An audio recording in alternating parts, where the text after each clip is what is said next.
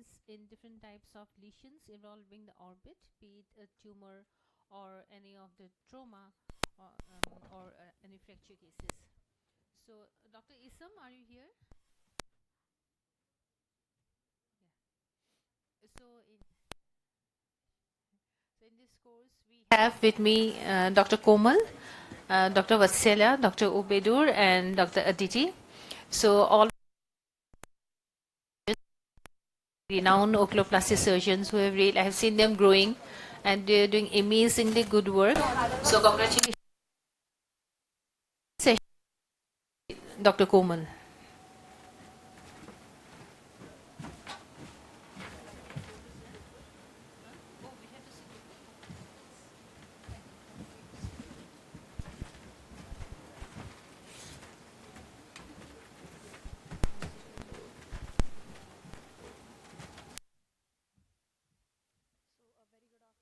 Dr. Komal, and I'm gonna touch a few of the basic of the patient preparation and the console of the machine.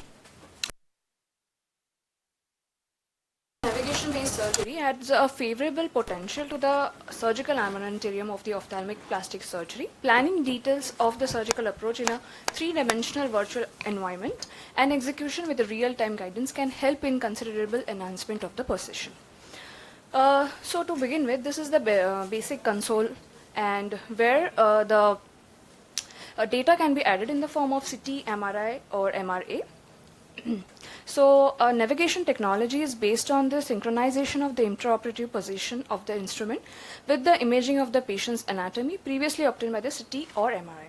So during surgery, a computer-based GPS system displays the position of the instrument inside the body onto a monitor, similar to a GPS system in our car. So begin with the instrument. So the instrument itself has an instrument panel, the display screen, and the operating software. So the operating software, where the software can be fed according to the surgeon's requirement, which includes the planning and navigation mapping modules.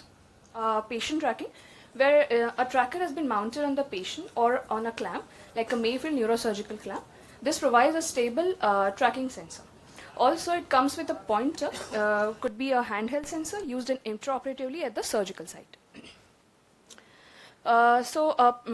These are the few preoperative steps where data has been imported in the form of CT, MRI, where the patient, the selection of the procedure has been done, followed by registration of planning and procedure planning. This is how it looks like after a complete registration of the patient. So coming to the procedure planning, the segmentation area of the interest has been selected using a mirroring feature, mostly in the cases of fractures. Various softwares in the navigation platform are used for virtual planning.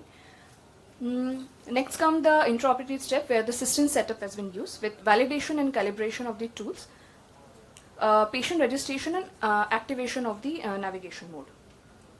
So the technical accuracy in navigation guided system is that the scan's slice thickness should be less than 3 mm is recommended, and the intraoperative precision of the patient has been 1 to 2 mm.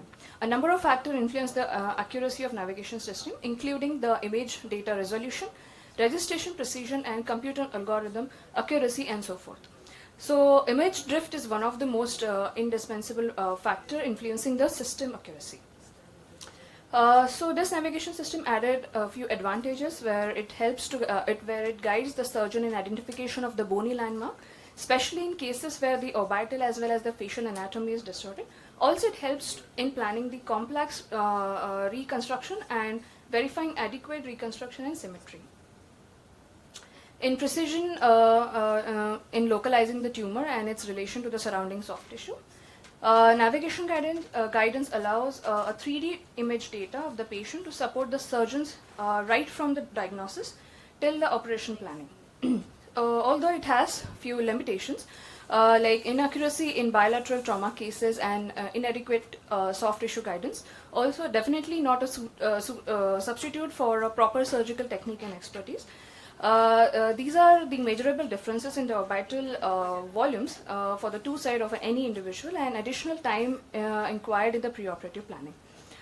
The future aspect is patient-specific implants are upcoming in repair of the orbital wall fracture with use of microdrill using navigation guidance in orbital decompression orbitopathy. Also use of 3D CT DCG guided navigation procedure while performing the nasolacrimal pathway surgeries. So to summarize, intraoperative navigation is known by various terms, where extended applications of the orbital and lacrimal surgeries are incorporated into the craniorbital and the orbital facial surgery as well. Thus, the goal of orbital and the lacrimal drainage reconstruction is to achieve a complete, accurate restoration of the premoid anatomy, which in turn lays the foundation of the functional and eventually cosmetically acceptable results, maximizing the outcomes with minimal complications. Thank you.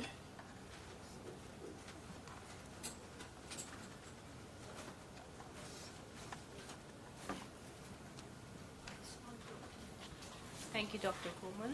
And now we have Dr. Vatsala, who will be highlighting the indications of navigation guidance. So Dr. Vatsala is working in, I think, almost all the states of West India, like primarily based at Rajasthan, but she's working in Gujarat and also all the states. Like she has been traveling to half of India, doing amazing work, and today she'll be talking on permutation combinations in preoperative surgical planning. So we'll keep the discussion last. Let us finish all and we can discuss with hardly any people. We can discuss, and if you have any questions, please do ask us.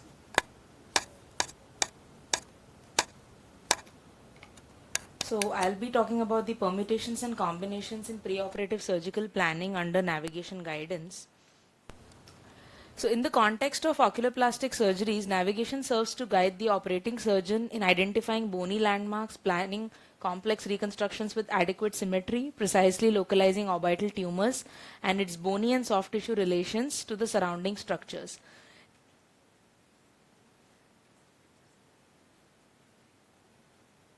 So the analogy of navigation guided surgery is with the global positioning system, wherein the data is preloaded into the computer that serves as the location or the coordinates, and the real-time updates, that is the intraoperative updates that we get, they can be compared with the roadblocks, the traffic, the borders, the conflicts, or the no-fly zones.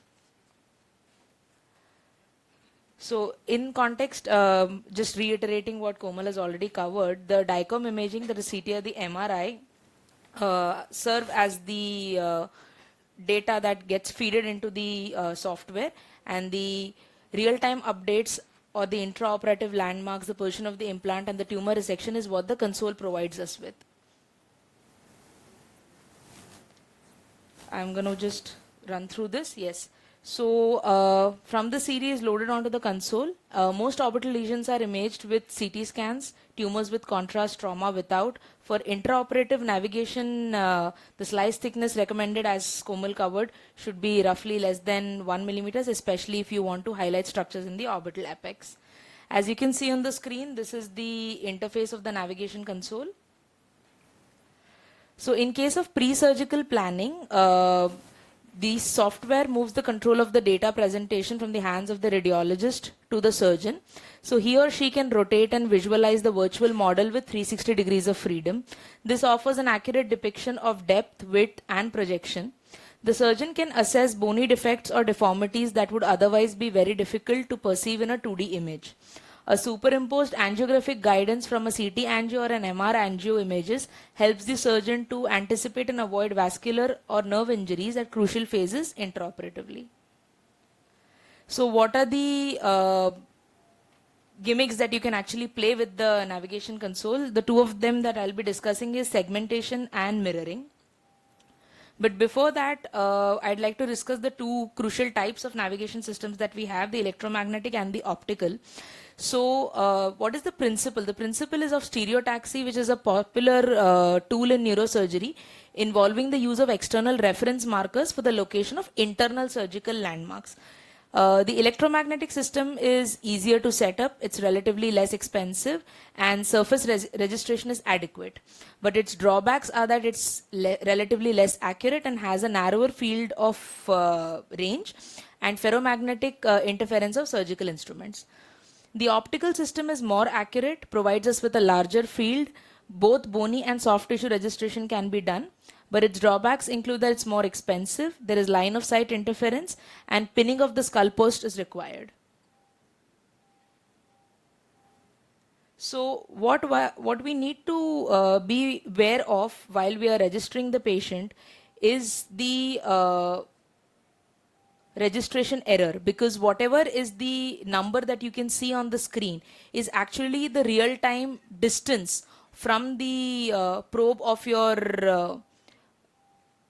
from your marker to where the actual target site is. So that a delay in that can actually cause catastrophic outcomes if you are not mindful of it, and we prefer it to be less than 2 millimeters of difference.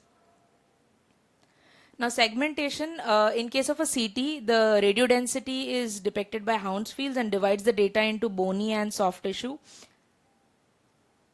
There are two ways wherein you can do segmentation. You can do a manual segmentation, or there is automated segmentation that is available. In case of mirroring, in case of unilateral diseases such as fractures of an ophthalmic socket, what you essentially do is you first load the CT of the patient once onto the navigation console. You flip it and load it again. So essentially what happens is the normal site gets superimposed onto the side bearing the defect. And what you can see here,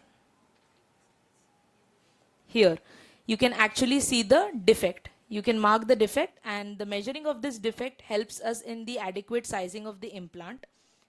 And this is useful in case of designing patient specific implants or to quantify the socket volume.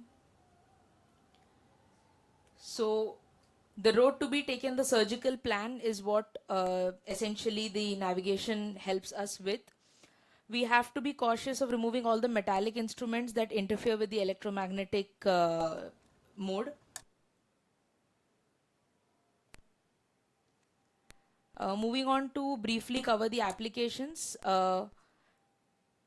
We can use it in optic canal decompression, orbital apex tumors, orbital fractures, foreign body extraction, orbital decompression in TED, and in anophthalmic socket reconstruction, all of which will be progressively covered by the individual speakers which are going to follow.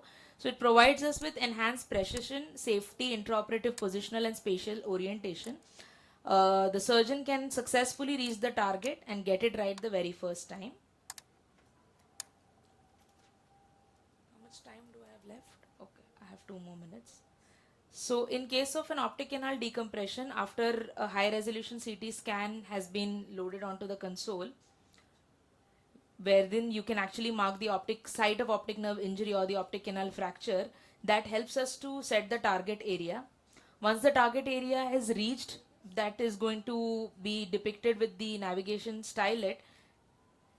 It helps us to have an accurate site wherein from wherein we can decompress the canal, thereby minimalizing the potential complications. In case of orbital tumor resection, navigation provides target localization, precise tumor margins, helps us avoid untoward vascular trauma, and in this case mirroring can be used to symmetrically reconstruct the residual bony defects after excision. In case of orbital fractures, as mentioned earlier, it helps us to measure and simulate to restore the orbital anatomy and volume to achieve successful reconstruction. In case of foreign body removal, it gives us real-time position of foreign bodies, minimalizes collateral damage, determines the appropriate surgical path, and increases the successful rate of foreign body extraction.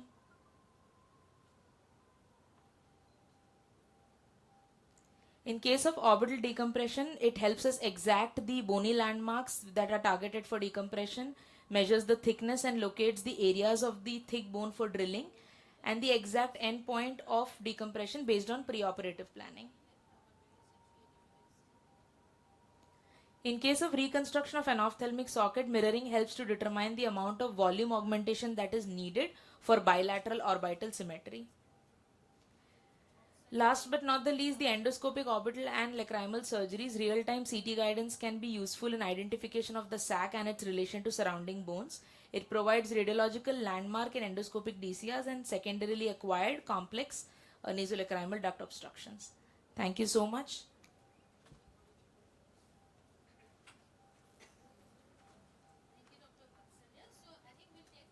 questions, because many of the people are texting they are coming. So I think we'll have a discussion at the end of all the lectures.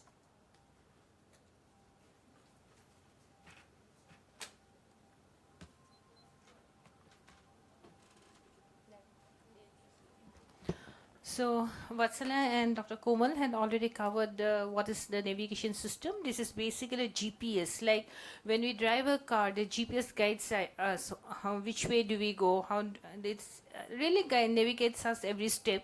So it is the same system which helps us during the surgical procedures. So I'll be speaking on use of this GPS system technology to navigate in complex orbital and optic canal fracture surgery. Thank you, Dr. Francisco, for joining us today. Dr. Francisco has huge, experience on navigation. So nice to have you, and we are here to learn from you. Dr. Isam, you are here. We are so very much privileged to have you with us today. So I'll be speaking on using the GPS system technology to navigate in complex orbital and optic canal fracture. So what do we mean by the complex orbital fractures? For me, the complex fractures are those fractures involving the multiple walls of the orbits. Number two, the fractures not only involving the multiple walls of the orbits, but both the horizontal and the vertical buttresses. When we speak on the horizontal buttresses, basically there are five. It is the frontal, zygomatic, the superior alveolar, the inferior alveolar, and the mandibular. And we talk about the vertical buttresses, it's basically the four. This basically includes the nasomaxillary, the zygomaticomaxillary, the pterygomaxillary, and also the ramus of the mandible. So when this involvement of both the buttresses, we call it as a complex fracture. Second complex fracture, those which are those impure fracture where both the wall and the rim of the orbit are being involved. Then all the displacing fracture, the floating fracture, like the Leaford one, which we call the floating palate, the two, the floating maxilla, the floating face, these are real complex fracture.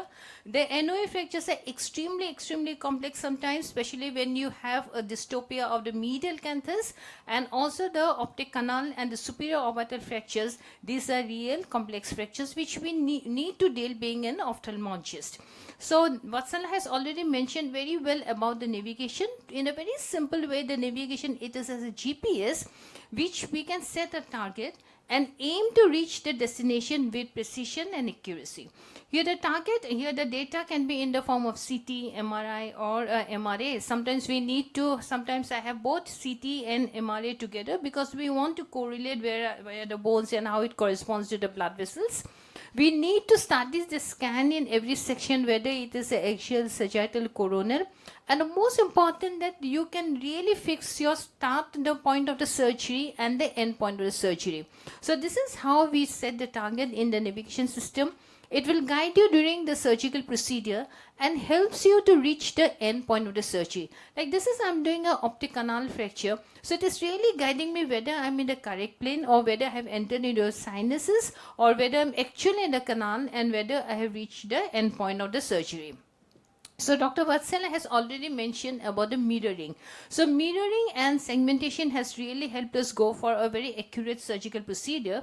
And what is this mirroring? Basically what we do, we mirror the normal over the abnormal. So you can see you can mirror the normal over the abnormal, and when there's a fracture, there's expansion of the orbit. So you can, before the surgery, you can actually measure how much amount of expansion has been done, and based on it, you can also customize the implant. So this is what it is. Not that if you see an expansion of 10 millimeter, it is not that the orbit is totally 10 millimeter. You need an implant of 10 millimeter, but you can have your own algorithm and a nomogram set for it. The most important, you have to do a registration. You cannot make an error, and maximum error that is accepted is, I usually like to keep it maximum 1 or 1.1. So this is at the start of the surgery. When I'm doing the surgery, you can see the navigation probe has gone down deep into the maxillary sinuses, and this is a fracture that you can see. This is quite a big fracture, and after I repair the fracture and put an implant, and when I will do the navigation, when I will check it with my stylet, you will see that it does not undergo into the maxilla. So this is a MTB implant where you have a med port, titanium med port, but because it's a bigger fracture with too much of volume loss, with too much of orbit socket expansion, we need a thicker implant. And this is once you place the implant, you need to recheck because you have already done the mirroring whether you are in the correct place. So now after the implant, now I will again recheck with my navigation tracker, and you will be saying, sir, now this will not enter into maxilla because I have come into the correct plane, and this is what we call it mirroring, and this has made a life much easier. You can give a much better correction, also much better aesthetic look. Like I'll be showing some of the experience. Like this is a patient, you can see a real bad fracture. You can see the fracture almost the different bones. So you have to put the different types of implants that are being placed. And most important, when you have a fracture like this, the zygoma being totally displaced, the zygoma must be replaced to the normal position.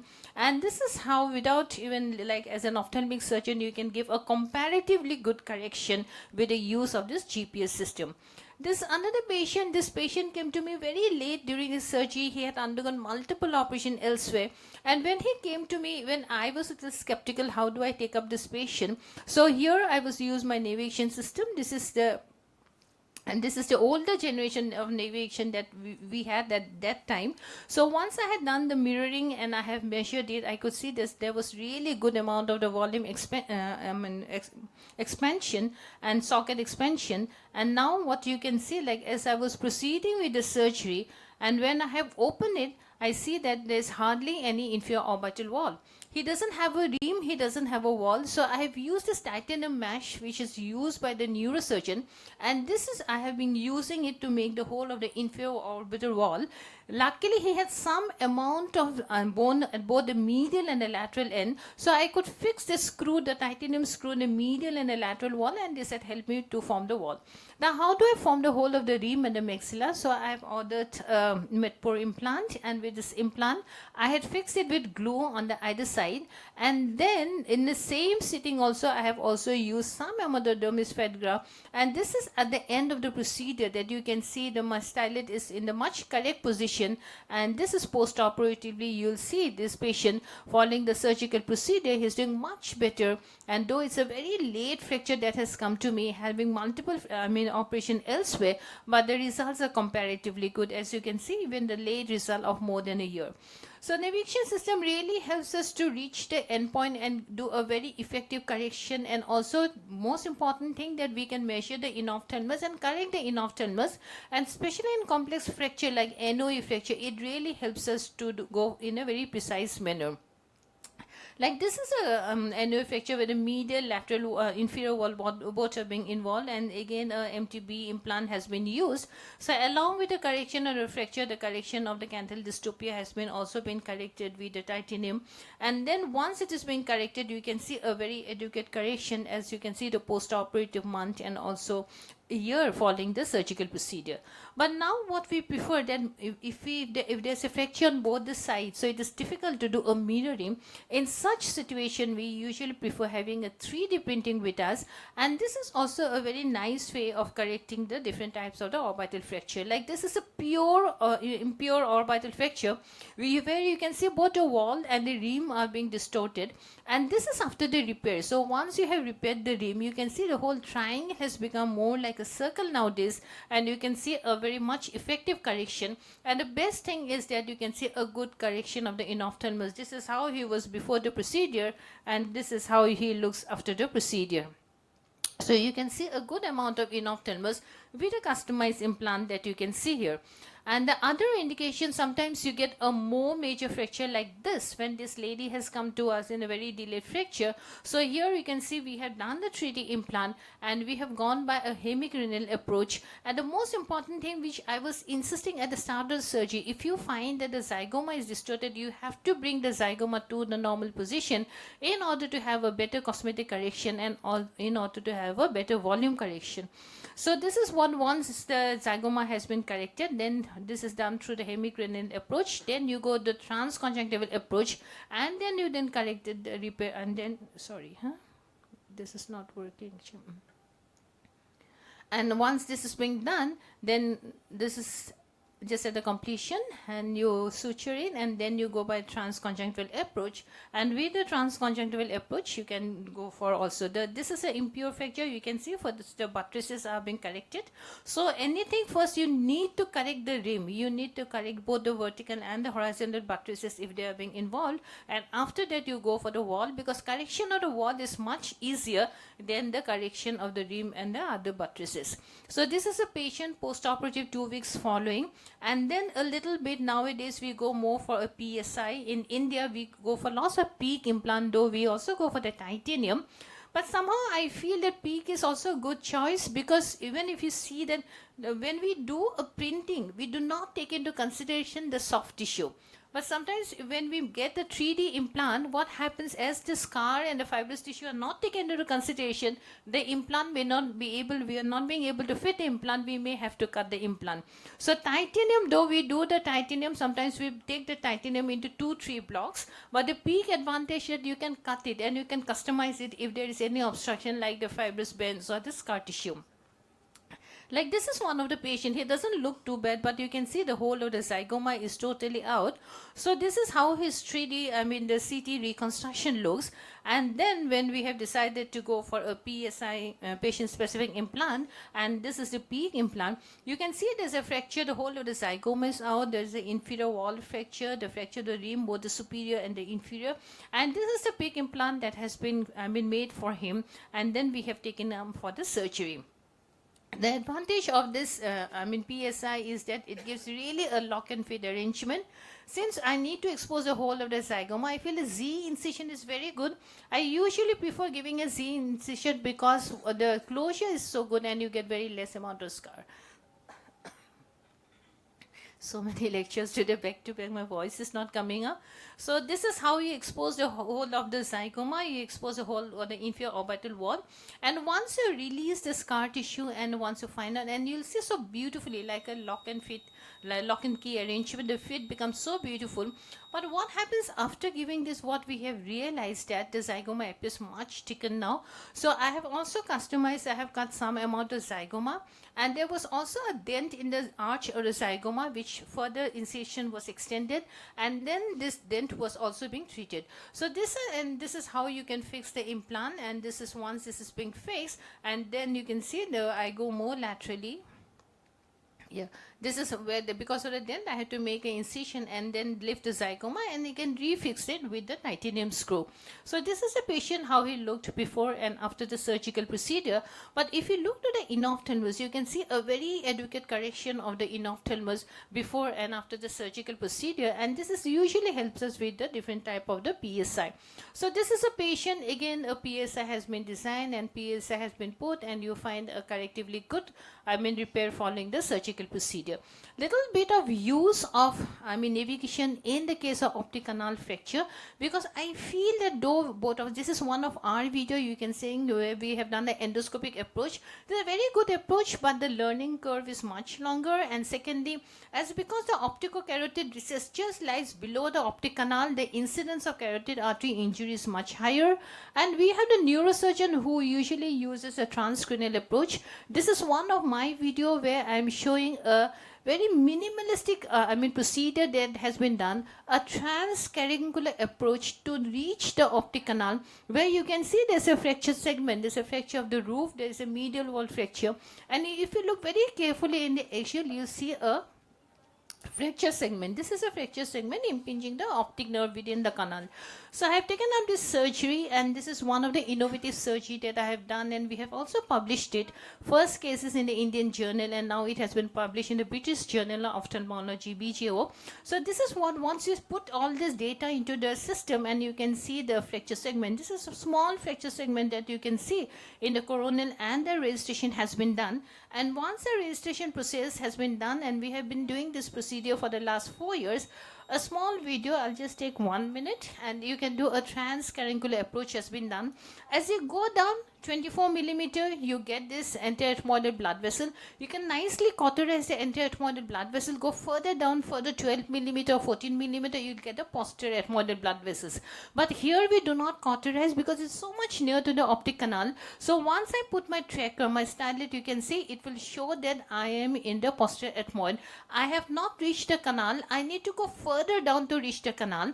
And so I have gone further down, and this is the optic canal, you can see, with the beautiful annulus of zinc, and this is where you have reached the optic canal. So then you go for the first punch. I use a very small punch here, approximately a 1 millimeter punch, and then see it is still showing that I have not reached my target. I need to further go down, and beautiful and interestingly, see it has got a virtual endoscope.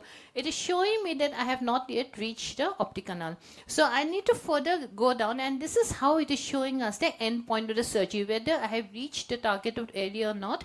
So I am still near the superior orbital fissure. I need to go further down to reach the optic canal. So I start punching it, and this navigation system, the stylet, the tracker really helps me reach the end point of the surgery. So more pieces, and this is the optic nerve. Like when you see the optic nerve in the canal, it is really white in color, but when we go for optic nerve sheet decompression, we don't see that white color, we see the grayish hue because of the CSF there. So this is what you can see, and now it has shown that I have reached the end point of the surgery. I have reached my where I have made my the end of the surgery, and this is the VEP of the same patient. This is just before the operation. This is a month, and you can see how beautifully the VEP has been improving. And this is also under the patient where you can see the nerve impinging there. This is also a small bone impinging. And so these are the situation where we can also manage without going by the endoscopic approach. So these are the first cases that we have reported, believing that this is the first type, like we are doing for the first time, a very minimal way of doing optic canal decompression. And recently we have published this in British Journal. Interestingly, that this article we have emphasized more on the presence of the Onodi cells, and also what are the prognosticating factor, the type of the optic nerve, where we found that type 3, 4 are more prone for a less visual recovery as compared to a type 1 or type 2 optic nerve. With this, I would like to conclude, but I feel that it really helps to make a surgery safe and precise. Most important that we follow the principle of get it right the first time, especially in Indian scenario. Very difficult to have the patient keep on coming and coming. We need to make everything right the first time. So with this, I conclude. Thank you very much for patient hearing. I think we'll take the questions late. I'll just go out for another presentation, then I'll come and join you. So Dr. Aditi will be speaking. And Dr. Francisco, it will be my great honor if you come and be on the dais, and please arrange the discussion and go ahead. I know you have got great experience. You're conducting one course also in academy. So please take a seat on the dais.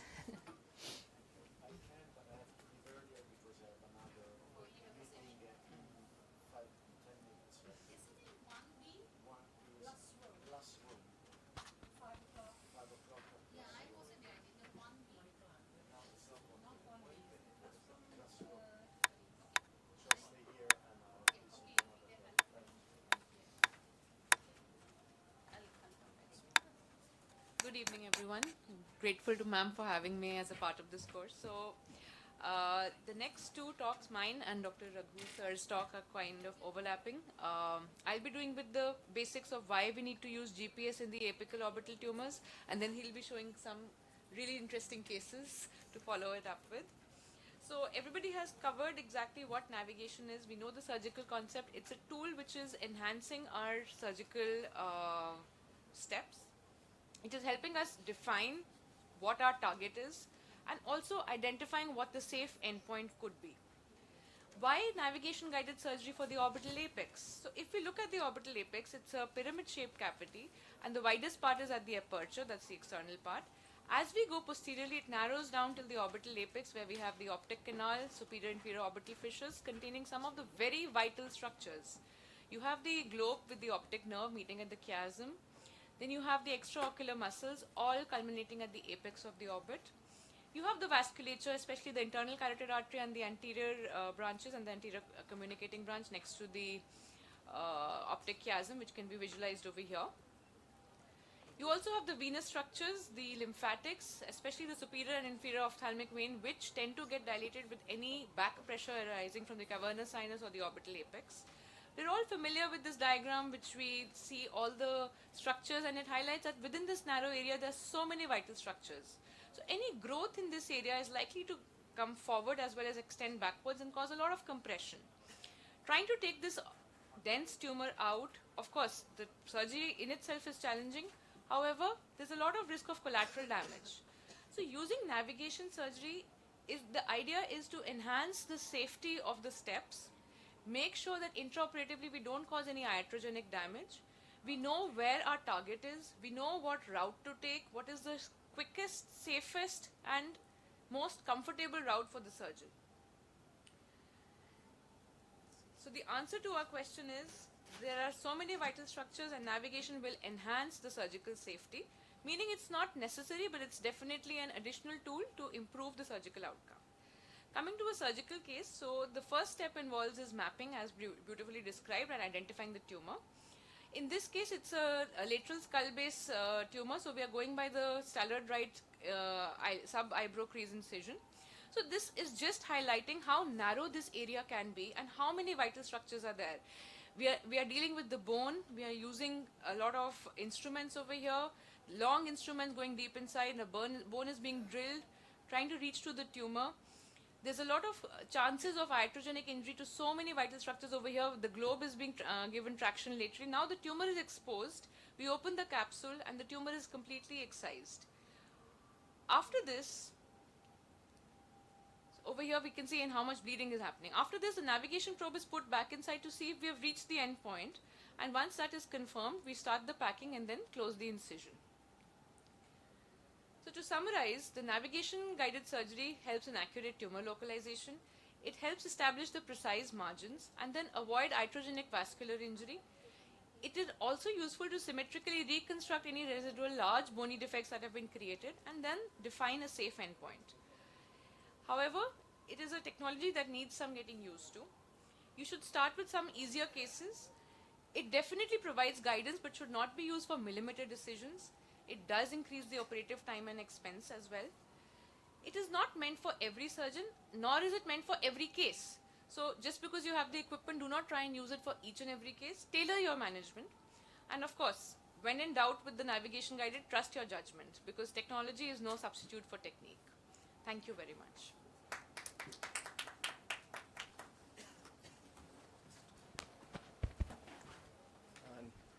Thank you, Dr. Aditi. Next, we have Dr. Raghuram Hegde from Bangalore, who will be covering the surgical part of the same using GPS system in orbital and skull-based tumors. Yeah. Thank you. Thank you for making it part of this interesting session. And also thanks Aditi for starting off and making my job a little bit easier. Starting off. So I'll be speaking about using navigation technology in orbital and skull-based tumors. So first is that the philosophy of orbit. So basically orbit surgery is skull-based surgery. So skull-based surgery, so we have to honor that these 7 bones of the orbit are all around the skull. So it is actually, whatever orbital surgery that we do is actually skull-based surgery. So this is the frontal bone, then there's the sphenoid bone, which is a very important bone in when we approach the skull base, as well as we go, this is zygomatic, maxillary, and as we go in the medial side of the orbit, that's the lacrimal bone, and then the ethmoidal bone. So all of these are our gateway to the skull base. So orbit shape is very interesting. It is around the sinuses as well as intracranially, and as it becomes from a 4-wall structure, it becomes a 3-wall structure as we go posteriorly, like a pyramid. So often the type of tumor we guess based on the location, where is it. So basically mucocele, anterior medial orbital lesions, either is a mucocele or squamous cell carcinoma from the ethmoidal sinus penetrating into the orbit, and lacrimal fossa lesions could be benign like pleomorphic adenoma or malignant like adenoid cystic carcinoma, and inferior orbital lesions like squamous cell carcinoma or maxillary sinus that come into the orbit.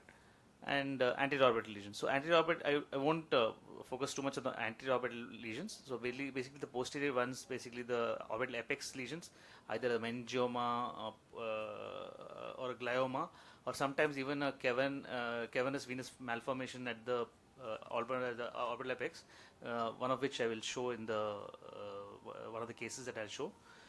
And it can be intraconal as well as extraconal, so rhabdomyosarcoma as well. So we have two navigation systems in our lab. So the neurosurgeons prefer brain lab and the ENT surgeons prefer fusion. So I work with both anterior skull based surgeons as well as neurosurgeons in many of these cases that I'm going to present today. So it would not be possible. So this next case that I want to speak about is a 41-year-old man who came with the right eye proptosis. It's painless. He was almost asymptomatic except for the asymmetry and proptosis that he noticed. And it's been gradually progressing over the last few months. And there's no effect on vision. His vision is 6/6 in both eyes. So it was actually the neurosurgeon first saw the patient and then he posted for sent to me for opinion. And so CT scans basically there's a bony lytic mass at the skull base in the right sphenoid bone. If you can make it, there's a hyperostosis that's seen in the lateral orbital wall and which is also communicating in the intracranial space as well. So on MRI showed the same lesion is an osteolytic homogeneously enhancing soft tissue lesion. It's not looking like bony lesion in this, so it's a soft tissue lesion in the posterior superior lateral wall of the right orbit.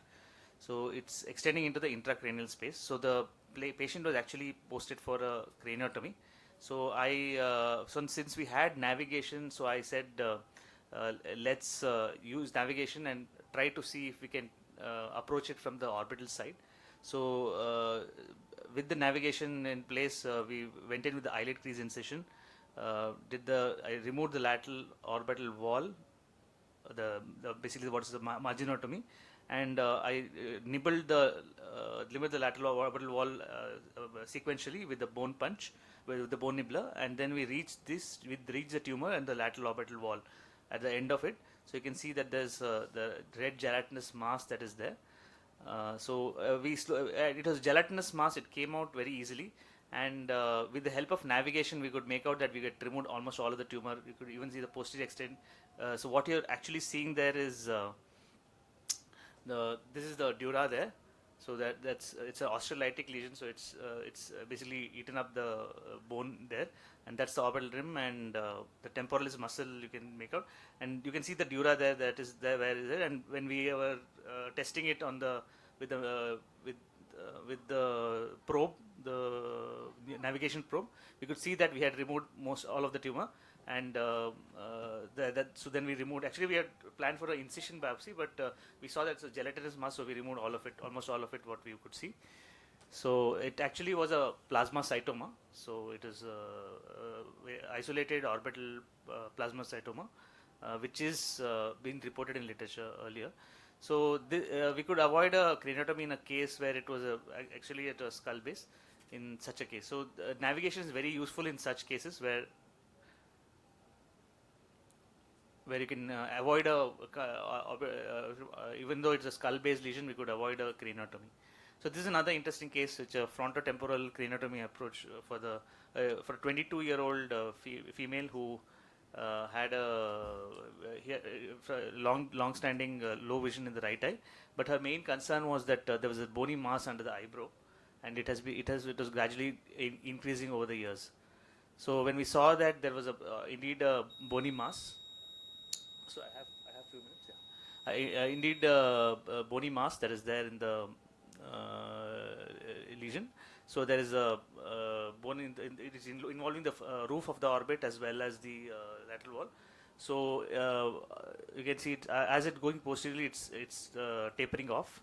So what we did was we did a bicoronal flap, and we used the navigation system to get the surgical edges. So we could see real time where we should see, even though sometimes we can actually make out which is a normal bone and which is the abnormal bone on gross evaluation, but this would make it more precise, and we would get the exact edges. And we had already pre-marked it earlier, so that we had created a patient-specific implant which is little larger than the assumed size. but this would give us a little bit more leeway, and we could actually mark the edges accurately, so that we don't miss out on any abnormal bone. So we could remove the whole bone and put a patient-specific implant. So this is the patient-specific implant that we had pre-ordered and 3D printed. So this is post-surgery, when after we removed the we removed the mask and put the implant. And this is immediately after surgery. You can see that there is a little bit of excess skin on the right upper lid, for which we did a unilateral blepharoplasty later on. And this is at the end of 2 years, where we can see that it is very symmetrical, and we could get a very good outcome for this lady. So this is a new thing we are exploring with my skull-based surgeon colleague. Transorbital neuroendoscopic surgery. It's something that we've been trying out for the last 3-4 years, and with good success. So basically, like I said earlier in the earlier slide, that orbit actually is a gateway to the skull base.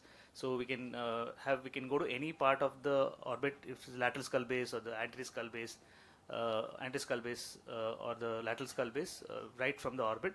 We just need to know the approach, and often as oculoplastic surgeons, we are very comfortable with the approaches, and to provide the anti-skull-based surgeons access much more skillfully than they would be able to do. And once they are in the intracranial space, they are much more comfortable in the intracranial space. So it's basically you have to have a team that works together. So this is an interesting case where basically there is a sino-orbital lesion which is involving the orbit as well as the sinuses. As you can see that there is involving, and you can actually see the medial wall of the left orbit, and it's on either, the tumor is on either side of the medial wall of the orbit. So we did a two-way thing. So the navigation was used to see the posterior extent. So it's posterior extent is always almost going to the skull base area, especially in the anterior part. So we were using that as a marker for to the end point of the excision. So this is a ameloblastic carcinoma. So this is how we went from both sides, both from the transconjunctival route as well as the intranasal endonasal route.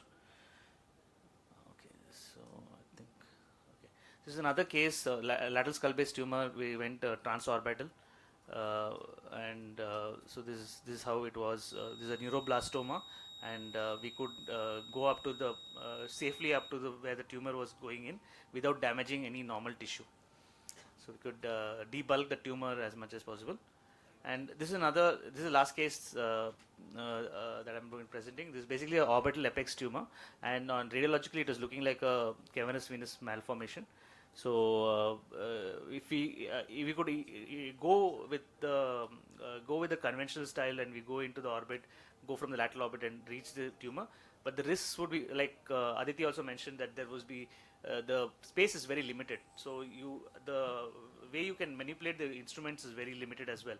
So it's the lateral orbital wall is not a very safe, unless you make some more space and drill hole into that side. It's not a very safe area to manipulate instruments. You can have a bleed, and this eye was 6x6 vision, so you don't want to spoil the vision as well. So we, with the help of the skull-based surgeon, we went in and we identified using a navigation system, and this is basically when we could localize where the tumor was, and this is the medial rectus, at the posterior end of the medial rectus, and we could go over the medial rectus and identify the tumor. You can see that this tumor that is marked in black, the black dotted circle, and this is how small the tumor was.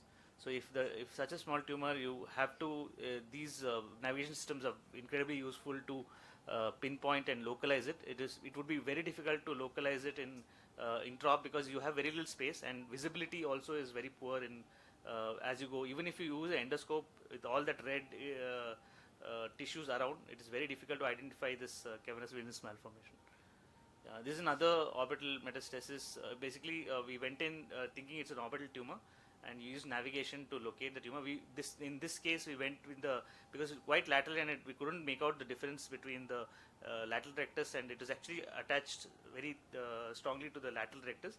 So we went along the lateral rectus, did a marginotomy to create some space to deliver the tumor, and then we could ease out the tumor from the lateral rectus, and this was basically, it was a orbital metastasis from the esophageal carcinoma that he was having, which was detected only after we made the orbital biopsy.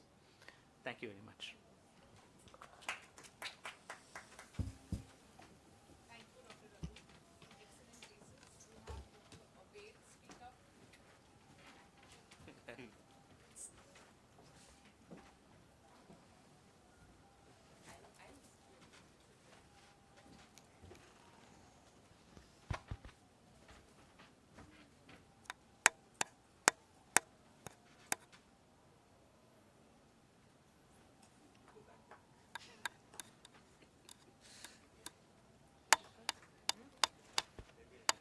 Good evening. I am going to talk about the use of navigation system in orbital and apical foreign body extraction. So, foreign bodies in and around the eye can either be classified as periorbital when they are in the periorbita, or intraorbital when they are within the orbital cavity but outside of the globe. So, looking at the demographics of orbital foreign bodies, they can affect any age group, but usually males are affected more than females due to more of outdoor work. And foreign bodies can again be divided on the nature of the foreign body into either metallic or non-metallic, and then non-metallic foreign bodies can again be subclassified as inorganic or organic.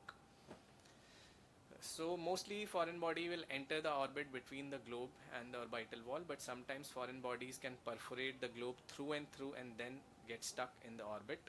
Foreign bodies can sometimes also perforate the paranasal sinuses and then get lodged into the orbital cavity. So lodgement in the orbital cavity will depend on what is the nature of the foreign body, what is the angulation of trauma, what is the velocity of the foreign body when hitting, and what is the site of entry. So the key question whenever dealing with an orbital foreign body is whether to leave it in situ or to remove the foreign body. Usually posteriorly located foreign bodies which do not cause any complications can be left in situ, but anterior foreign bodies which are easier to remove, safer to remove, can be removed. While metal and glass foreign bodies where retraction might be difficult can again be left in situ. So the consider of leaving the foreign body in the orbit has to be weighed against the risk of removing the foreign body. But foreign bodies which are organic in nature, foreign bodies with sharp edges, foreign bodies causing infections, optic nerve compressions, or oculocardiac reflex have to be removed. So now comes the main topic. Why do we need navigation for foreign body removal? So first of all, the orbit is a very constrained cavity. There are a lot of vital structures. First of all, the globe, and then a lot of structures tagged which have been covered previously in the previous talks, which restrict maneuverability. Secondly, there is a lack of defined planes and the view is limited. So once you open up the orbit, once you go into the orbit, there is a limited view you get. And orbital apex is a difficult area to access and it is densely packed with a lot of vital structures. But navigation helps us in 3D reconstruction, visualizing the foreign body, and then navigation can be incorporated with minimally invasive approaches such as the lid crease approach, transcaruncular, or an endoscopic approach. So the kind of imaging that has to be incorporated into the system will depend on the nature of the foreign body. For metallic foreign bodies, CT scan is the imaging of choice, while for inorganic foreign body, for organic foreign bodies, MRI scan is the scan of choice. So this is the interface of the navigation system where a hyperdense metallic foreign body can be seen, and the cylinder you see on the screen, this is the intended pathway that has been created. So we can see the coronal, sagittal and axial views, and at the same time the 3D reconstructed orbit. So coming to few of the cases in which navigation was used for foreign body extraction. This is case number 1, a 10-year-old boy who was playing in the fields and was suddenly hit by a stray bullet. And here in the right eye you can see there's an entry wound on the nasal side where the iris is drawn, a complicated cataract. And what this bullet has done, you can see it is lodged nicely into the orbit. So this is the X-ray that the patient was carrying. On performing the CT scan, you can see the foreign body has entered from the nasal side, perforated the globe, and then it has lodged into the lateral wall of the orbit. Then case number 2 is a female who was standing in her balcony, but she gets hit by again stray pellets, and there were some marks which could be seen. One is just below the eyebrow, and then some entry wounds on the skin. So on performing a CT scan, we see a foreign body lodged right at the orbital apex. She had PL negative vision. So now the question comes, why remove the foreign body when it is placed at such a vital point? So this lady had repeated attacks of orbital cellulitis for which she had to be admitted again and again, and removal of the foreign body was a vital part of her treatment. Case number 3 is another child who had a road traffic accident, and these metallic foreign bodies were seen and navigation system was used to remove these foreign bodies. So this is a short video depicting how navigation was integrated with CT scan for removal of these foreign bodies.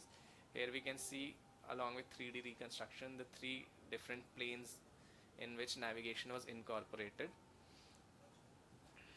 This is the axial view showing the probe going towards the foreign body lodged in the orbit. So this is the bullet that was retrieved through extended eyelid crease incision from the lateral wall of the orbit.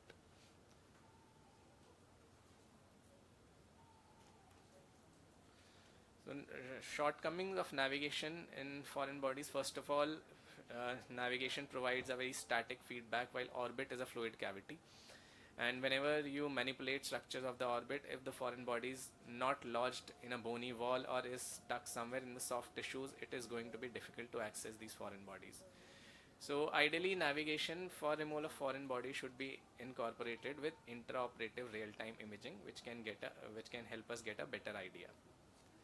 So the take-home message from this talk is that navigation guidance is a useful adjunct for retrieval of orbital foreign bodies because it provides a safer trajectory and access to deeper structures of the orbit. Intraoperative imaging can be combined for analyzing real-time position of foreign bodies, and navigation incorporation allows for minimally invasive surgeries through the transcaruncular, transconjunctival, or even endoscopic approaches. So clinical judgment when combined with navigation can lead to excellent outcomes in these patients. Thank you.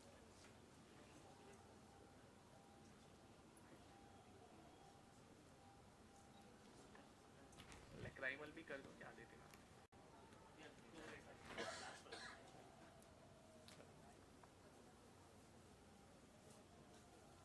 मतलब, does anyone want to hear? Okay. Okay. Yeah.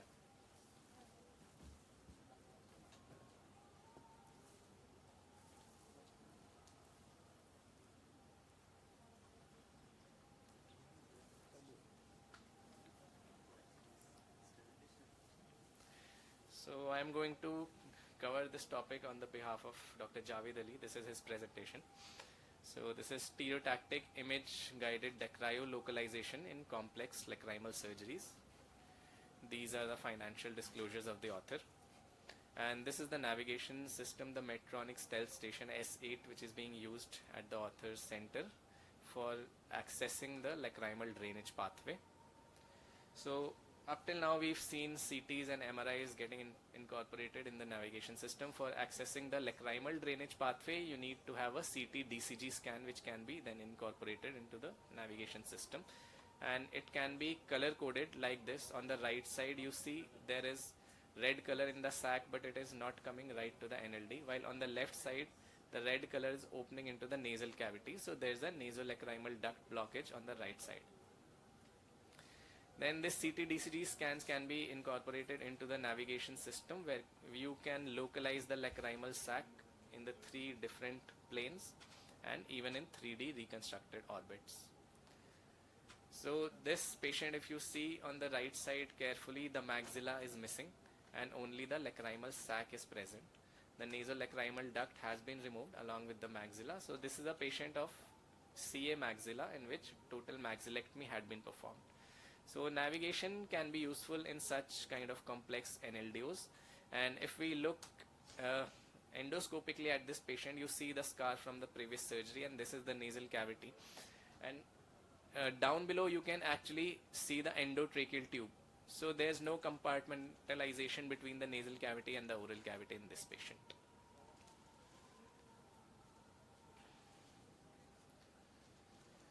So this is a short video that is going to show how CT DCG can be incorporated into the navigation system. Here the lacrimal system has been color coded after the CT DCG scan, and you can move around and you can see the structures in 3D view from any point of either from the left side, from the right side, inferior, superior. So it gives you a better idea of the pathology that you are dealing with. So on the right side we're seeing the sac is red, but there's no NLD. So this is a complete 360-degree maneuver that is being done to see the sac at different angles. And now you can see in the fourth image where the probe is touching the lacrimal sac. In the corresponding images, in the corresponding scans on the axial, coronal, sagittal, you can see the crosshairs, the vertical and the horizontal green lines, they are also located at the sac.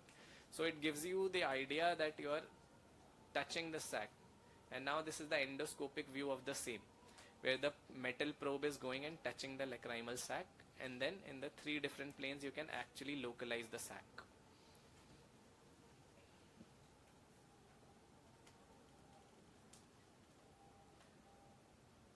And these are the different axial views at different distances from the lacrimal sac. And then again, after you have opened the sac, you can again confirm. So this is how 3D DCG can be incorporated for stereotactic surgery into the navigation system. And for those who are interested, this is the original publication of the same. Then this is the case number 2. This is a very rare anomaly. This is congenital arrhythmia microphthalmia syndrome. And here you can see the left side of the face is not fully developed. And if you look at the nares, the nose of the patient, it is also not fully developed. So when you look endoscopically into this patient's nostril, you can see on the right side, that's the right nasal cavity. In between is the septum. And then on the left side, the nasal cavity is not well developed. And the largest structure you see on this side is the concabulosa. That's a large middle turbinate on the right side. So when we see the CT scan of this patient, you can actually see on the right side the nasal structures, the sinuses, but on the left side there's no maxillary sinus, there are no nasal structures seen. So this is a congenital arrhythmia. So now this patient we saw in the earlier image is Roplas positive. She has a nasal lacrimal duct obstruction, wants correction. So how do we go about it? So navigation guidance was used to localize the lacrimal sac in this patient, and an intended pathway was created from the left lacrimal sac to the right nasal cavity, because there is no left nasal cavity. So now you have to create a pathway into the opposite side. This is the 3D view of the same intended pathway. So in the surgery, first of all, a turbinoplasty was done because we saw the turbinate was very large. Then secondly, a conventional endoscopic DCR is done to open up the sac. You can see the probe coming out of the left lacrimal sac. And then navigation was used to confirm if you've reached the septum. So the probe here is touching the nasal septum, and it can be confirmed in the 3 different planes. And then this is the flap created from the nasal septum. The flap that you're seeing on the screen is actually nasal septum flap, and the probe is touching the nasal septum flap. And this nasal septum flap was anastomosed with the lacrimal sac on the left side. And after anastomosis, you can see the probe has now reached the right nasal cavity. This is intubation being done in the right nasal cavity from the left lacrimal sac. So for those interested, again, this is the original publication of this case. They can read it online. And this is another publication for those who are interested in this topic: image guided localization in traumatic NLDOs. So to conclude, complex NLDOs are increasingly common now, and meticulous clinical examination and meticulous preoperative planning is needed for good management of these patients. Navigation guidance is a very helpful tool. In the surgeon's own brain, he has to remember the original anatomy, and from the scans the altered anatomy of the patient, and then incorporate that into the navigation system, which can lead to fruitful outcomes. Thank you.